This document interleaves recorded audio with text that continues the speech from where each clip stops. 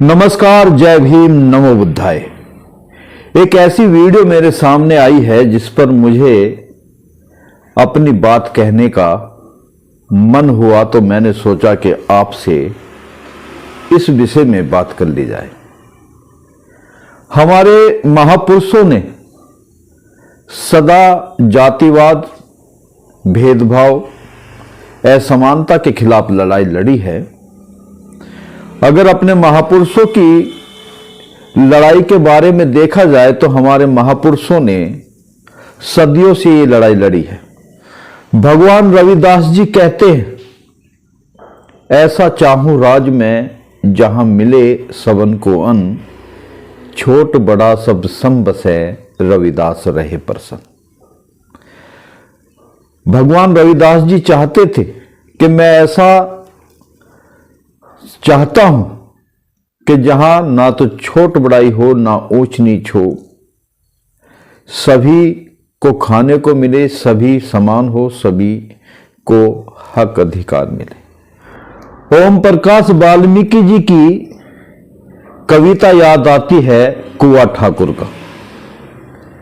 वो लिखते हैं, चूल्हा मिट्टी का, मिट्टी तालाब की, तालाब ठाकुर का।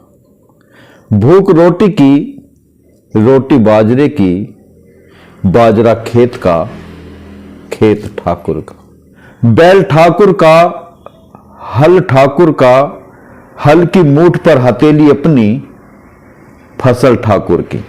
कुआं ठाकुर का, पानी ठाकुर का, खेत खलियान ठाकुर के, गली मोहल्ले ठाकुर के, फिर अपना क्या, गांव, शहर, देश।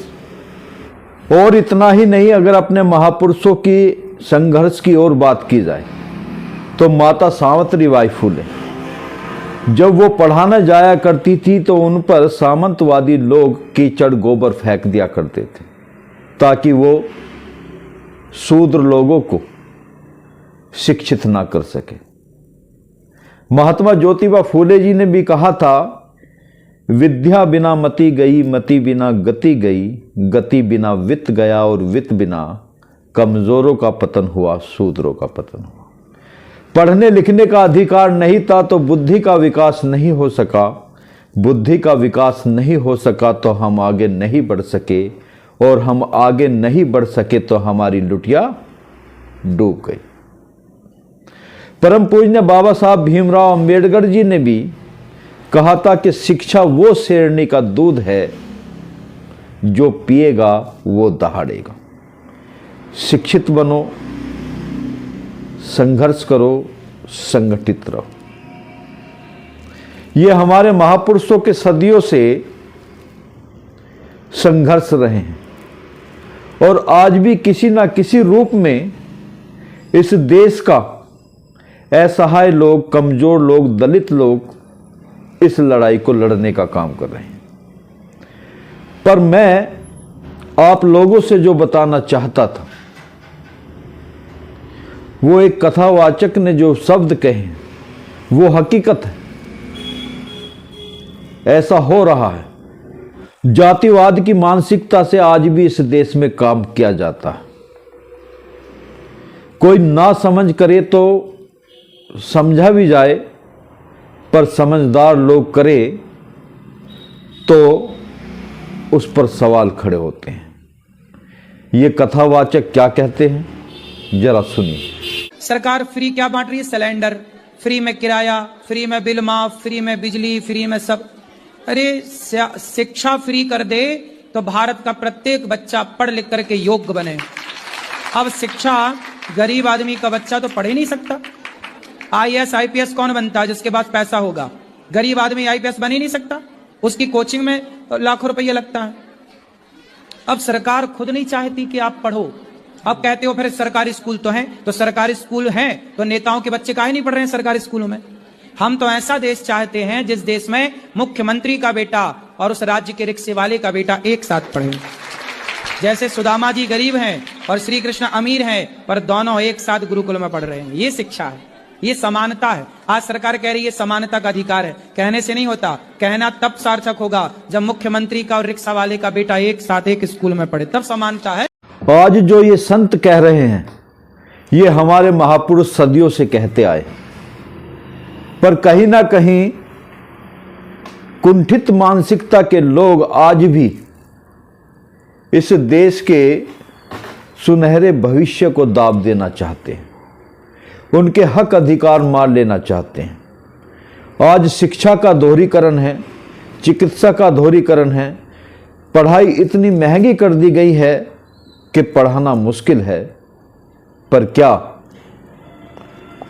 महात्मा जी के कहे अनुसार सिलेंडर फ्री, बिजली फ्री, इस तरह के काम तो किए जा रहे हैं, पर जिससे युवाओं का भविष्य बने, युवा आगे बढ़ सके, ऐसे कार्य नहीं किए जा रहे, क्योंकि ये डरते हैं कहीं वो समानता प्राप्त ना कर ले, क्योंकि शिक्षा किसी को भी किसी भी लेवल पर पहुंचा सकती है, पर ऐसा नहीं हो रहा। अमेरिका सबसे आगे क्यों है? अमेरिका के स्कूलों में 12वीं तक फ्री पढ़ाई है। अगर उनके स्कूलों को देखा जाए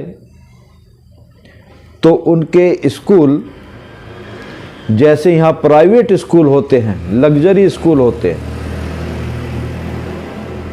ऐसे स्कूल उनके सरकारी स्कूल हैं और 12वीं तक शिक्षा फ्री।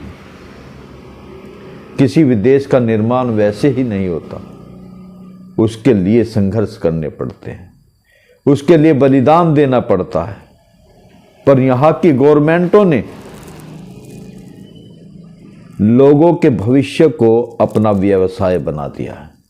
मैं समझता हूँ आज देश में ऐसे मुद्दों पर अमल करने की जरूरत है जिससे देश विकसित हो सके, देश के युवाओं का भविष्य बन सके। आर्थिक तंगी के कारण कोई शिक्षा से कोई अशिक्षित ना रह सके, शिक्षा से वंचित ना रह सके, ऐसा वातावरण देश में पैदा करना होगा। जय भीम, जय भारत।